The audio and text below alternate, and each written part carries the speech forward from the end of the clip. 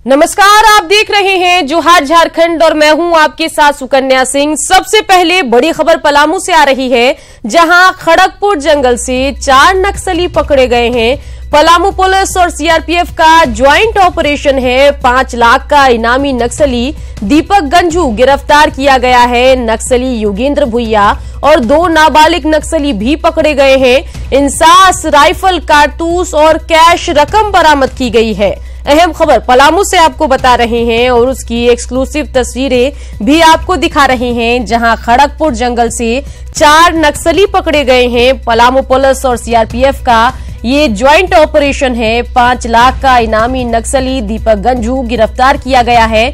नक्सली योगेंद्र भुइया और 2 नाबालिग नक्सली भी पकड़े गए हैं। इंसास, राइफल, कारतूस और कैश रकम जब्त की गई है।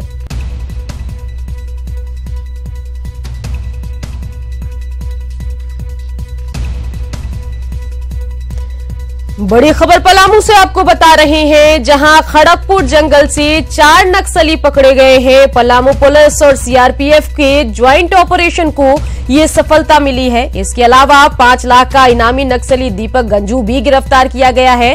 नक्सली योगेंद्र भुइया और 2 नाबालिग नक्सली भी पकड़े गए हैं।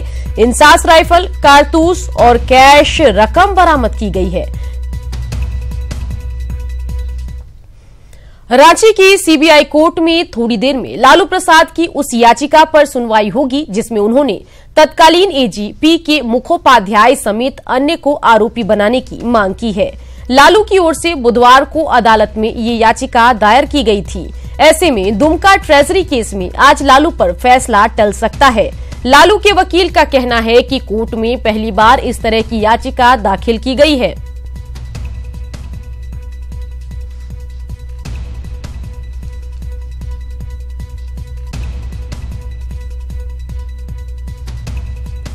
एजी जो थे पीरियड में 95-96 में PK Mukhopadhyay, BN Jha deputy advocate accountant general और Pramod Kumar senior director in AG office, ये तीनों को 319 के तहत नोटिस इशू करने के लिए हम लोगों ने पिटीशन दिया था। उसमें 2 बजे सुनवाई होगी। सीबीआई को रिजॉइंडर के लिए रखा गया। जो फैसला आने था आज वो टल गया? नहीं, ये अभी हम लोग नहीं कह सकते, क्योंकि न्यायालय के द्वारा कहा गया है, माननीय न्यायालय के द्वारा कि 2 बजे सुनवाई होगी। हो सकता है 2 बजे जजमेंट भी आए, हो सकता है 2 बजे हमारे पिटीशन पे ऑर्डर भी हो। जो भी हो तो 2 बजे ही हम लोग को क्लियर हो पाएगी। तो ये जो आप लोगों ने पिटीशन दिया है, पहली बार दिया इस न्यायालय में अभी तक हम लोगों को। इसी खबर पर ज्यादा जानकारी के साथ संवाददाता भुवन किशोर झा सीधे हमारे साथ जुड़ गए हैं। भुवन, लालू ने एजी को आरोपी बनाने की मांग की है और लालू के वकील भी ये मान रहे हैं कि कोर्ट में पहली बार इस तरह की याचिका दाखिल की गई है। क्या कुछ जानकारी आपके पास है भुवन, बताइए।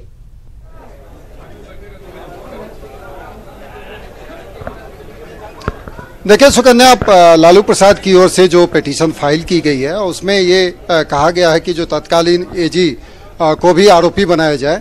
हम इस संबंध में बात करना चाहेंगे चारा घोटाला मामले से जुड़े हुए केस को जो देख रहे हैं अधिवक्ता, उनसे जिस तरह से लालू जी ने पिटीशन फाइल किया है, तो क्या लगता है इसमें जो एजी को आरोपी बनाने की बात की जा रही है, वो किन किन धाराओं में क्या इसमें?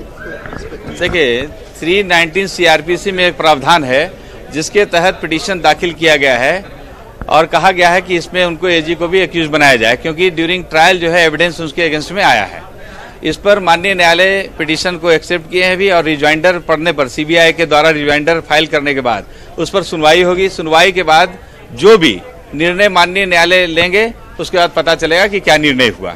अगर निर्णय होता है तो कॉग्निजेंस लेंगे। 319 सीआरपीसी में प्रोविजन है, तो कॉग्निजेंस लेने के बाद फिर सम्मन होता है। ये प्रक्रिया है, लेकिन क्या होगा ये माननीय न्यायालय के निर्णय पर निर्भर करता है।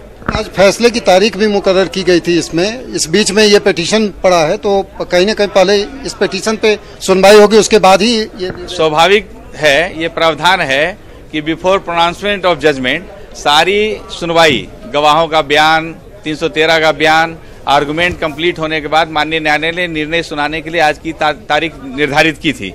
लेकिन इस बीच में 319 सीआरपीसी की पिटीशन पढ़ने के कारण उस पर सुनवाई करने का आदेश माननीय न्यायालय को हुआ है। सुनवाई करेंगे, उस पर निर्णय लेने के बाद तब फिर ये स्टेज चेंज कर गया और चेंज हुआ है और निर्णय के बाद जजमेंट सुनवाई हो सकती है। जजमेंट तो ये जो 319 के तहत जो ये चीज हुई है, तो कहीं ना कहीं वेट करना पड़ेगा सीबीआई का, जो क्या स्वाभाविक है। जब तक सुनवाई नहीं होती है तब तक ये स्टेज चेंज कर गया। फर्स्ट स्टेज अब था निर्णय का जो, वो चेंज करके इस स्टेज पर आ गया है सुनवाई पर।